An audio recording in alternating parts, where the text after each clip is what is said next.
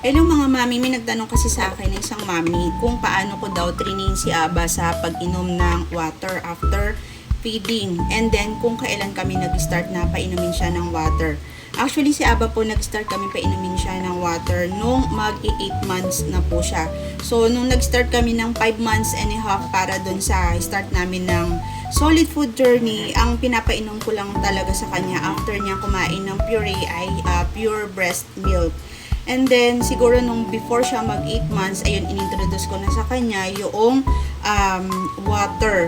So, ano ba yung mga ginamit ko para matrain ko si Ava? Actually, mahirap talaga i-train si baby na uminom ng water.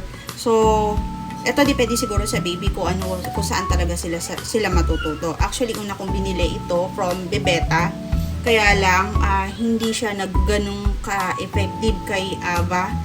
Kaya kasi medyo madami yung lumalabas na water dito, parang nalulunod siya.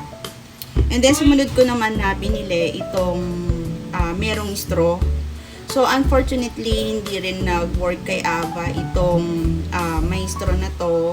And then sometimes ang ginagawa ko, pinapainom ko na lang, tinatanggal ko do, kaya lang hindi pa rin siya nag-work para matuto siyang uminom. So yung pinaka best product na nabili ko is from Fisher Price. So ito yung nabili ko na meron ako nakikita na ganito, yung parang zinizip lang siya and then hindi siya malulunod sa water.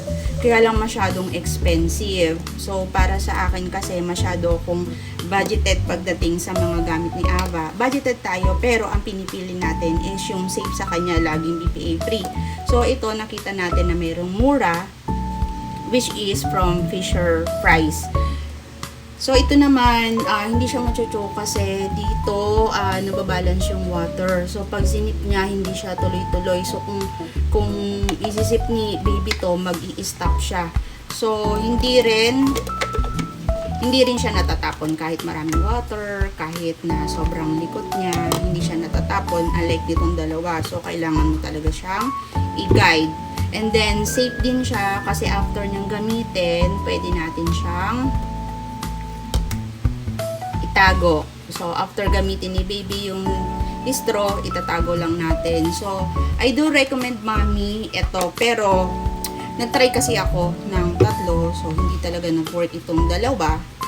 So, ito yung nag-work right now kay Ava. So, yun lang mommy. Hopefully, nakakatulong sa'yo.